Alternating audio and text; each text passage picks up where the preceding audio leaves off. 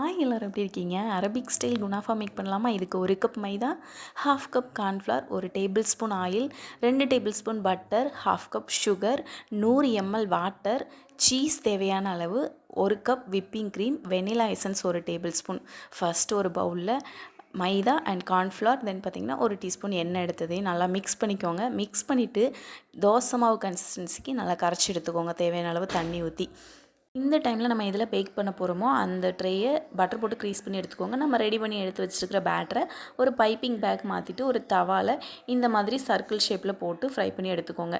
இது சிம்லேயே வச்சு இந்த ப்ராசஸை பண்ணுங்கள். பண்ணி எடுத்ததுக்கப்புறம் நம்மளோட குனாஃபா டோ ரெடி ஆயிடுச்சு. இந்த டோவை ஒரு சிசர் வச்சு நல்லா குட்டி குட்டியாக சாப் பண்ணி எடுத்துக்கோங்க. இப்போது ஒரு ட்ரேயில் 2 டேபிள் ஸ்பூன் பட்டரை போட்டு இந்த குனாஃபா டோவை போட்டு நல்லா ஃப்ரை பண்ணி எடுத்துக்கோங்க. கோல்டன் ப்ரௌன் கலர் வர வரைக்கும் ஃப்ரை பண்ணி எடுத்துக்கோங்க. இப்படி ஃப்ரை பண்ணும்போது இந்த டோ வந்து நல்லா கிறிஸ்பியாக மாறிடும். நம்ம இந்த ரெசிபியை ஸ்க்ராட்ச்லேருந்து பண்ணுறதுனால இந்த ஸ்டெப்ஸ்லாம் ஃபாலோ பண்ணுறோம். இல்லை உங்களுக்கு ரெடிமேடான குனாஃபா டோ அவைலபிளாக இருந்ததுன்னா நீங்கள் அதை கூட யூஸ் பண்ணிக்கோங்க.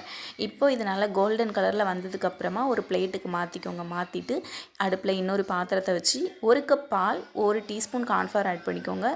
தென் நம்ம எடுத்து வச்சுருக்கிற சுகர், நம்ம எடுத்து வச்சுருக்கிற க்ரீம், வெனிலா எசன்ஸ் இதெல்லாம் ஆட் பண்ணிவிட்டு சிம்லேயே வச்சு மிக்ஸ் பண்ணி விடுங்க. ஒரு ஸ்டேஜில் இந்த பேட்டர் வந்து கொஞ்சம் திக்காகி வரும். அந்த ஸ்டேஜில் நீங்கள் இதில் சீஸ் ஆட் பண்ணணும். இது ஆப்ஷனல் தான், உங்களுக்கு வேணும்னா இதில் சீஸ் ஆட் பண்ணிக்கலாம். இதில் சீஸ் ஆட் பண்ணிங்கன்னா நல்லா சூப்பரான டேஸ்ட்டில் இருக்கும்.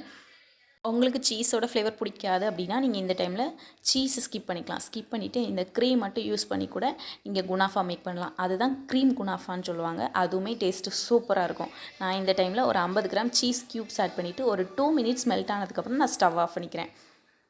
இப்போ ஒரு தவாவில் நம்ம எடுத்து வச்சுருக்கிற சுகர், 1/2 கப் தண்ணி, இந்த சுகர் நல்லா மெல்ட் ஆகிற வரைக்கும் கரைச்சி எடுத்துக்கோங்க. தென் பார்த்திங்கன்னா நம்ம குனாஃபா அசம்பிள் பண்ணுறதுக்கு எல்லாமே ரெடியாக இருக்குது. ஃபர்ஸ்ட் நம்ம ரெடி பண்ணி எடுத்து வச்சுருக்கிற ட்ரேயில் குனாஃபா டோ ஆட் பண்ணிக்கோங்க. ஆட் பண்ணிவிட்டு தென் இதில் நம்ம ரெடி பண்ணி எடுத்து வச்சுருக்கிற க்ரீம் ஆட் பண்ணிக்கோங்க. ஆட் பண்ணிவிட்டு இதில் தாராளமாக சீஸ் ஆட் பண்ணிக்கோங்க. டேஸ்ட்டு சூப்பராக இருக்கும். தென் ஃபைனலாக குனாஃபா டோ அதையும் இதில் போட்டுக்கோங்க. போட்டுட்டு 180 டிகிரி 10 மினிட்ஸ் ப்ரீ ஹீட் பண்ண ஓடிஜியில் 30 மினிட்ஸ் நீங்கள் பேக் பண்ணி எடுத்திங்கன்னா சூப்பரான குனாஃபா ரெடி ஆயிரும்.